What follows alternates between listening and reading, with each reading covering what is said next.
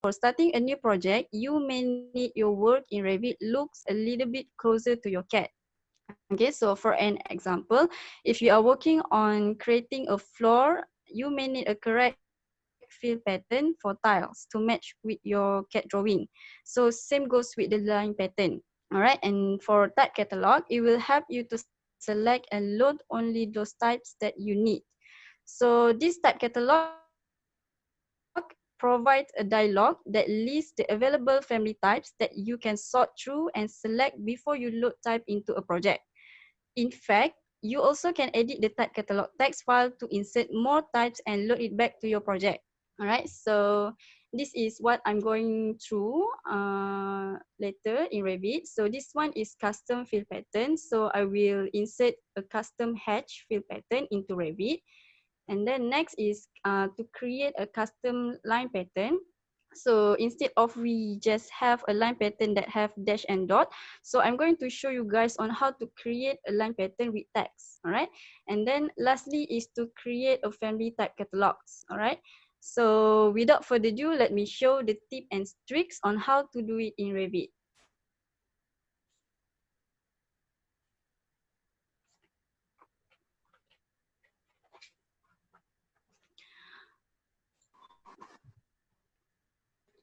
Okay, so I'm going to show you how to load a new pattern hatch in Revit.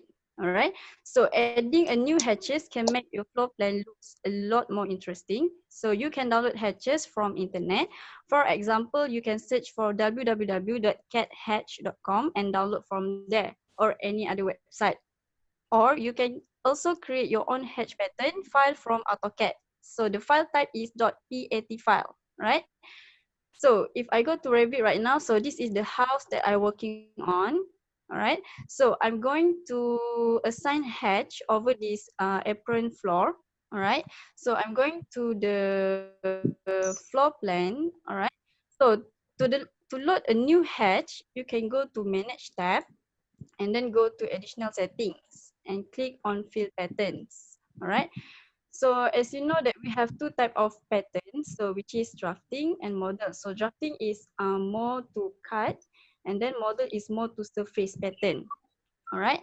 So if you want to create a new fill pattern, so you just click it down here. So we have new fill pattern, and then we have this basic and custom type. Right. So basic type is we have setting for parallel line and crosshatch. Right. So this one is parallel line and this one is crosshatch. All right, so now, example, you want your tiles to look more like a wood or like so you have to insert a custom hatch. All right. So for you to insert a custom hatch, so you just select this type from basic to custom, and then you have this browse option. All right. So you just go to the browse and search for your pet file. So this one is the pet file. So as you can see, this is the AutoCAD hatch patterns, and just click open.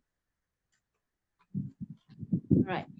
And as you can see, we can't really see the pattern. All right, so let's try change the scale to 0.01. All right, now we can see it.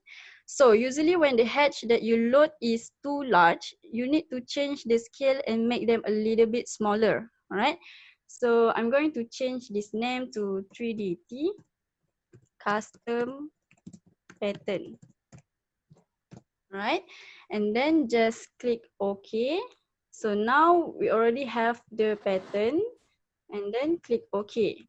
All right, and now let's select this and go to edit type.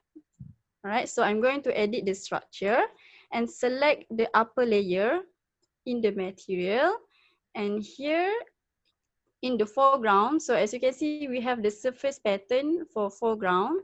So you can click here and then select the custom pattern that we created earlier. All right, and then just click OK.